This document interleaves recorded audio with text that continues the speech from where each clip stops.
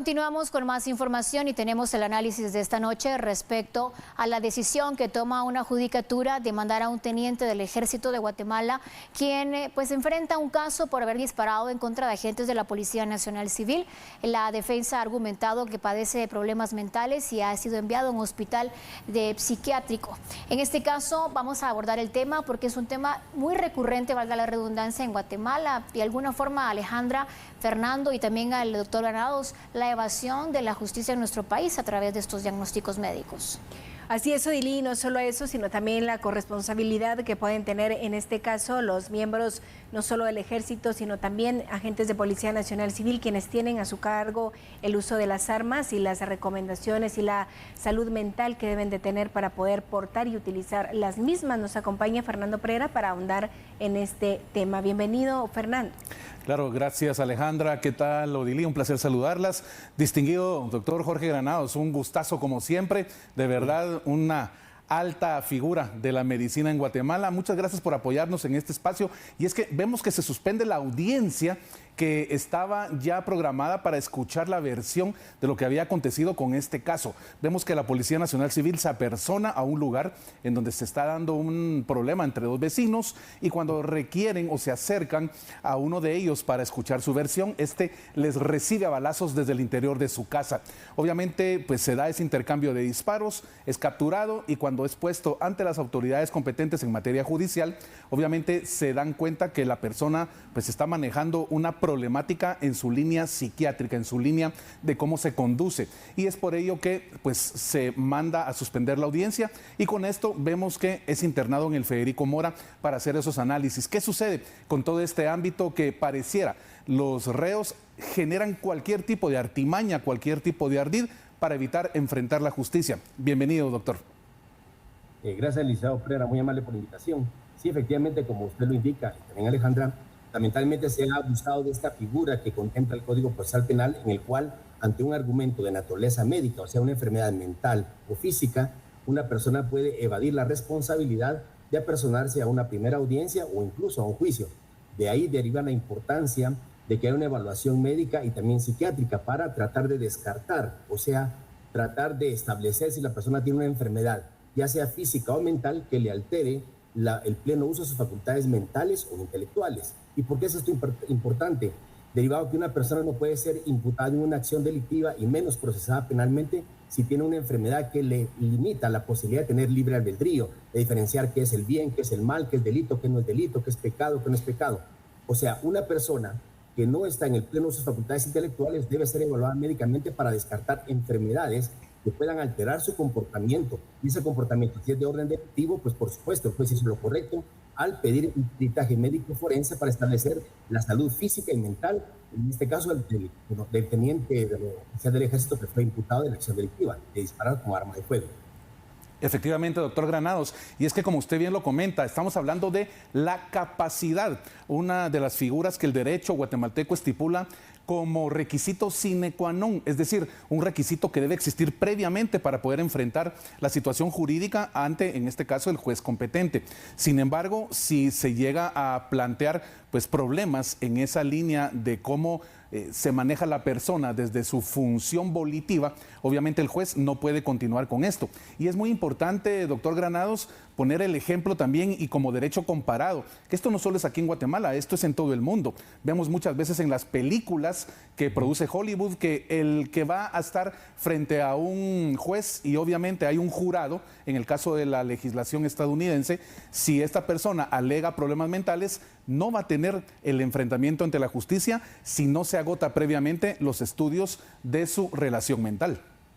Así es, licenciado Pereira, como usted bien lo indica. De hecho, es un principio procesal a nivel mundial que tanto los menores de edad como los locos, o sea, las personas que tienen un trastorno mental, lo que pasa es que en la antigüedad se le llamaban locos a las personas que presentaban un trastorno mental, sean inimputables, o sea, no se les puede acusar de ninguna acción delictiva. De hecho, la obligación del juez es mandarlo a donde lo hizo correctamente y acertadamente el juez contralor, al Hospital de Salud Mental, donde el INACIP, después de un dictamen en el cual el médico forense psiquiatra estableció que no hay anormalidad física o mental, o sea, que estableció que sí existe alteración psiquiátrica que puede haber alterado su capacidad de tomar decisiones para que reciba el tratamiento correspondiente.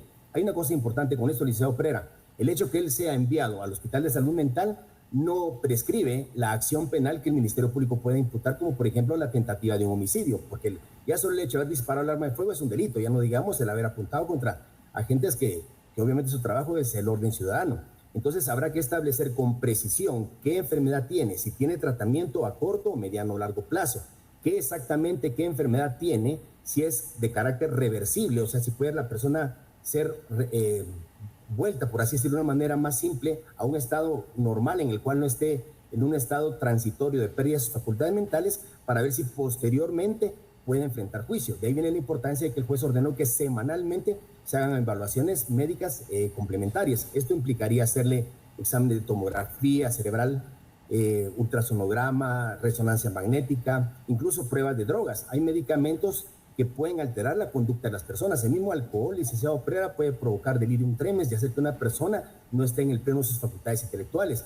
Las adicciones, la insuficiencia renal, las enfermedades hepáticas, el Parkinson, las convulsiones, enfermedades eminentemente cerebrales pueden afectar las capacidades que tiene la persona de tomar decisiones. Y en este orden de ideas, el INASIF tiene que ser muy certero y muy concluyente al informar al juez de qué modo y forma se le puede dar tratamiento a esta persona para que sí pueda enfrentar juicio, o a lo mejor, pues si la condición es irreversible, pues obviamente el juez tendrá que tomar la decisión que en derecho corresponda. Fernando, para ser parte del Ejército de Guatemala, para conformar estas filas, ¿se realiza algún tipo de examen mental, algún diagnóstico previo para poder ser parte de, y con ello también la utilización y portación de armas de fuego? Sí, definitivamente el Ejército de Guatemala contiene dentro del esquema que el Ministerio de Defensa estipula para la participación de los nuevos miembros evaluaciones que se realizan en función de la ciencia psiquiátrica, como lo ha comentado el doctor Jorge Granados, y también aspectos elementales de conocimientos generales en función de cómo se va a desenvolver esta persona al integrar las filas del Ejército de Guatemala para todo el aspecto del servicio al ciudadano y, por supuesto, el respeto a la norma jurídica y el respeto, sobre todo, a los derechos humanos. Entonces, todos estos aspectos de evaluaciones son justamente parte de nuestras leyes ordinarias acá en Guatemala en función de lo que establece el Ejército de Guatemala para tener nuevos miembros dentro de sus filas, Alejandra. Doctor Jorge Granados, desde la perspectiva clínica, ya hablaba Alejandra de la necesidad, y también Fernando, pues de hacer evaluaciones previas a poder ser parte de las filas de los elementos castrenses.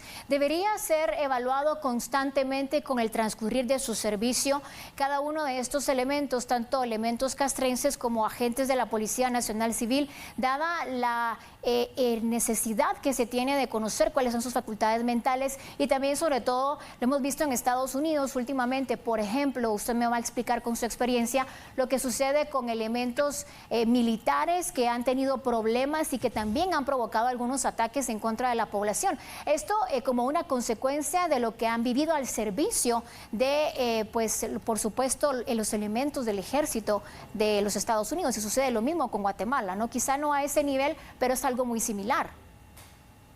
Sí, la analogía es muy adecuada y lo que indica Alejandra, tanto como el licenciado Pereira, es muy acertado.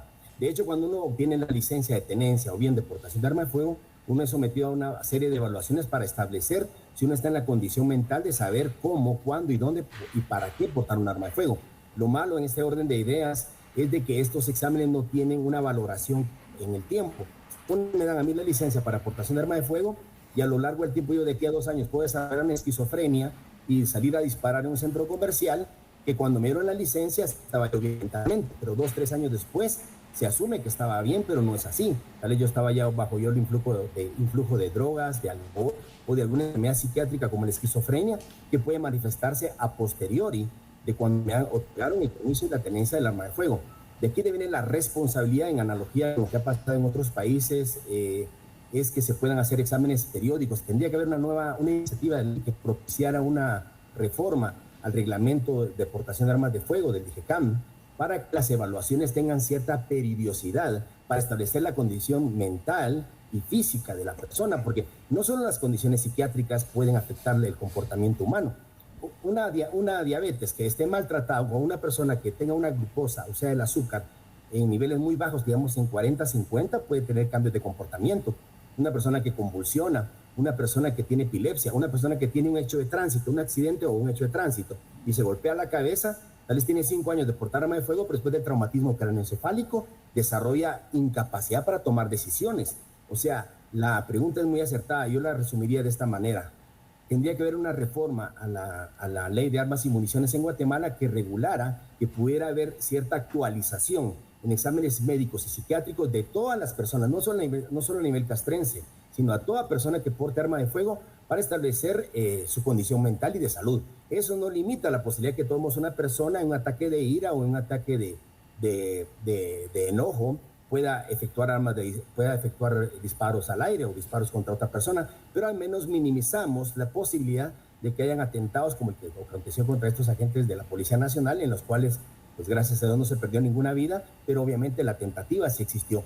La tentativa es el delito por el cual la persona piensa que puede lograr algo, pero obviamente algo se interfiere en el camino para que no lo haga. Por ejemplo, el hecho que haya tenido mala puntería, pero de no haber sido así, posiblemente puede haber tenido un saldo fatal como el fallecimiento de estas personas. De ahí la importancia de las evaluaciones periódicas que va a haber que hacer este elemento castrense, y como vuelvo a repetir, toda persona que porte arma de fuego tendría que ser valorada médica y psiquiátricamente cada año o cada 2 años. Aunque eso implique un gasto para el Estado, es un gasto bien justificado. Gracias por la pregunta. Fernando, volviendo al tema y al proceso en sí, si se logra determinar que esta persona padece de una enfermedad psiquiátrica, que en efecto tiene este padecimiento, que se confirme con pruebas y con todo el proceso que deba llegar, ¿cuál sería el giro que daría penalmente? Bueno, definitivamente enfrentar el juicio penal conforme a las fases correspondientes del mismo, darle el espacio al Ministerio Público para que haga toda la evaluación, la investigación de los elementos que existen dentro de este caso para poder realmente entregarle al juez en esa mesa de trabajo a su cargo cuáles son todos los elementos de convicción que de la investigación penal puedan generarse, y con ello, pues obviamente facilitarle al juez cuáles van a ser justamente esas pruebas que utilice para generar la mejor resolución, la mejor sentencia apegada en derecho. En función de la relación que pueda tener este militar con el Ejército de Guatemala, podrían suscitarse temas a nivel administrativo interno dentro de las Fuerzas Armadas castrenses, e incluso darle de baja a este elemento por esta actitud beligerante que tuvo en función de no atender de una manera adecuada a las fuerzas policiales y por supuesto utilizar su arma de manera que realmente no es la legítima. Así que este es el esquema de este caso. De verdad, doctor Jorge Granados, consultor experto en ciencias criminalísticas forenses, muchas gracias por habernos acompañado en este espacio. Realmente el aporte de su persona enriquece todo este esquema de información que queremos compartirle a nuestra audiencia acá en TN23. Muchas gracias. Gracias, Liceo Preda, gracias, Alejandra, y gracias por la invitación al canal. Gracias, doctor. También, Fernando, por habernos acompañado esta noche. Odilín, un gusto compartir este espacio contigo. Igualmente, Alejandra, Fernando, un gusto compartir este espacio. Vamos a hacer un corte comercial, compañeros, pero luego ya viene Lubianca Sánchez con toda la información.